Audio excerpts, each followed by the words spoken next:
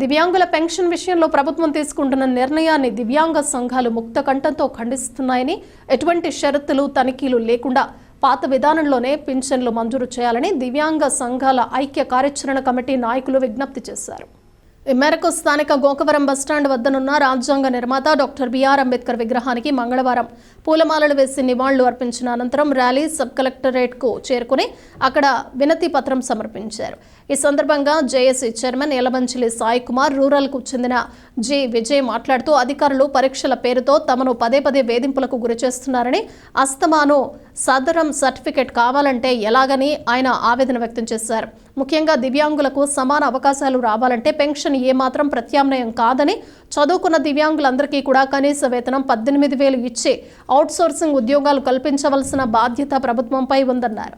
ఈ పెన్షన్పై ఆధారపడి తాము జీవనం సాగిస్తున్నామని, ప్రభుత్వం తమకు ఇబ్బందులు కలగకుండా చర్యలు తీసుకోవాలని కోరారు. కార్యక్రమంలో ఏ గంగరాజు, ఎనమదల వెంకటేశ్వరరావు, రాఘవయ్య తదితరులు పాల్గొన్నారు.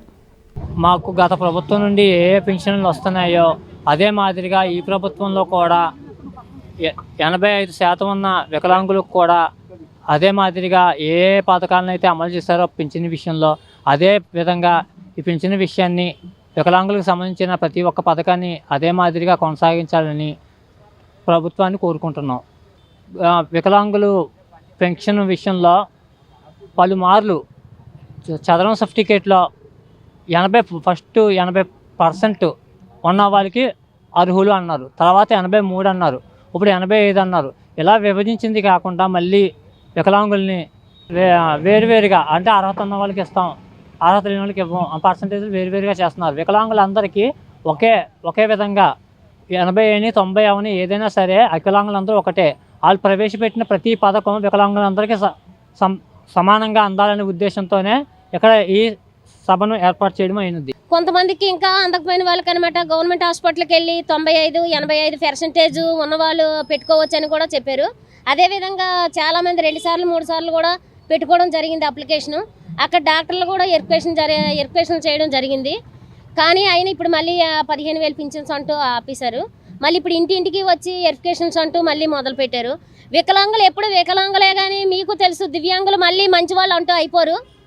మేము కష్టపడలేమండి. ఒక్కాలైనా 2 కాలైనా, కన్ను లోపమన్నా, చెయ్యి లోపమన్నా, కాళ్ళు లోపమన్నా ఏదైనా ఒకటేనండి. మేమైతే దివ్యాంగులమేనండి.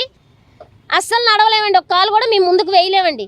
మా బాధలు, మా పరిస్థితులు మీరంతా అర్థం చేసుకొని గమనించి దయచేసి చంద్రబాబు నాయుడు గారైనా, పవన్ కళ్యాణ్ గారైనా మా బాధలను అర్థం చేసుకొని పింఛన్లు, వెరిఫికేషన్లు ఇవన్నీ లేకుండా మాకు ఆఫ్ చేసి మాకు ఇవ్వాల్సింది కరెక్ట్గా అందినట్టు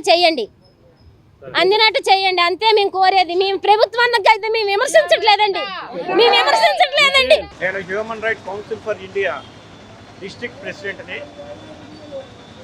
ఈరోజు దివ్యాంగులు వారు ఆందోళన చెందుతున్నారు.